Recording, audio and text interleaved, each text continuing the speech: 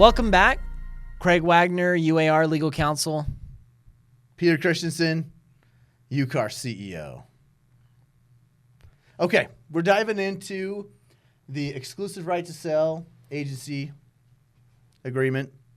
So this one really, when we talk about it, it probably has, I don't know, maybe the most impactful change, but it's largely mechanical.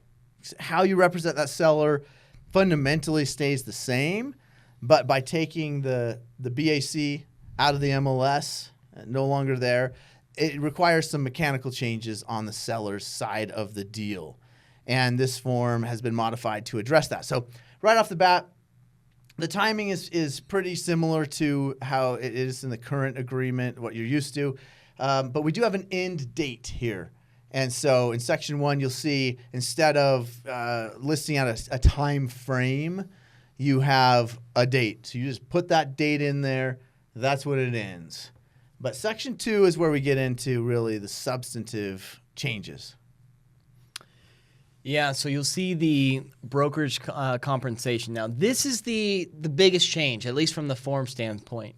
So under Section 2.1, you put, when you're filling this out as the listing agent, your fee, okay, and only your fee, okay? So whatever your fee is, that's what you're going to fill in Section 2.1, okay? That is your fee and only your fee. Whereas previous versions, it was kind of the total compensation, and then you were going to share a portion of your compensation. This is only your fee. Yeah. Just think of it before, right? The current agreements have everything together. The amount that's being shared with the buyer's brokerage and the listing. We're now separating those into two separate commission ideas in the listing agreement. Yeah, and so Section 2.2 does kind of bring into this consideration where there could be some sort of offer of compensation to the buyer's brokerage.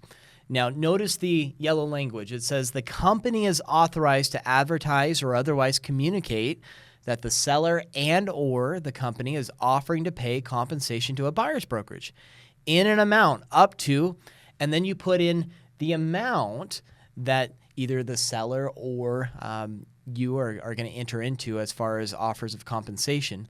But this is not doing anything with that initial section. This is simply now authorization with regards to enter into a potential compensation agreement. Or to advertise, right? Because again, one of the big settlement term changes was that you were no longer able to offer compensation through the multiple listing service. And so this is, those other avenues being able to advertise and negotiate. And making it clear that this amount is agreed to by the seller and that it is fully negotiable. Those are all key components of the settlement agreement, which again, Utah was pretty forward-thinking already about. Yeah.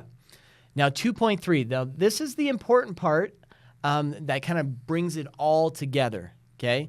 So we've already talked a little bit about the REPSI and how compensation could be agreed to there. And so this is if a buyer's brokerage and a listing brokerage enter into some sort of compensation agreement. Notice what happens in Section 2.3. So in the event there is some sort of compensation agreement entered into, the seller then agrees that the payment amount will be added to the brokerage fee referenced in Section 2.1. The reason why it's not added to initially is because we don't know what that dollar amount's going to be. We don't know what it'll be or who will be paying for it. So it could be the seller directly, and then it's not going to affect the listing agreement like it would if the listing brokerage is paying it. But this contemplates either being an option. Yeah. And what's clear is that last sentence, the company, so the seller's brokerage, may not agree to a written compensation agreement that exceeds the authorized amount in Section 2.2. So again, you looked at 2.2, what are you authorized to enter into, kind of forward thinking. And then 2.3, when you enter into a compensation agreement, the seller agrees to increase the brokerage fee by that amount that you've agreed to with the buyer's brokerage. And then certainly, as part of your fiduciary duty of loyalty, reasonable care, full disclosure, you then have a dialogue with your seller about what you've entered into. Mm-hmm. Because that's going to be a factor with regards to whether they accept the offer that ultimately comes from that buyer that this buyer's brokerage represents.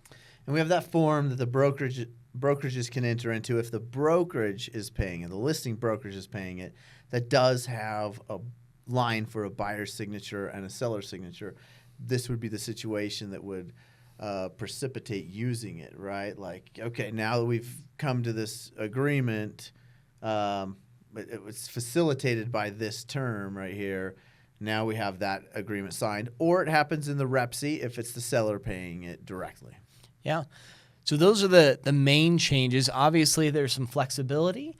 It's meant to allow a listing brokerage the tools to represent their seller the way the seller wants to be represented. It's negotiated.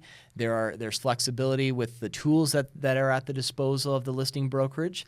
And so it's all being done in concert with the seller for the benefit of the seller. And it's flexible, too, with each transaction, with each individual offer and deal. This agreement allows that to be negotiated in a way that best benefits the seller and in terms that the buyer will agree to. So this doesn't really force the seller to go one direction or another. It allows the negotiation to take place where it can happen a variety of ways. The deal can be worked out, and it can all be done under one agreement. Yeah. So certainly if you have additional questions, call the hotline. We can certainly go through some of these scenarios of where maybe, when something would be more beneficial than the other. But like Peter said, it's going to be individual specific based on the needs of the seller.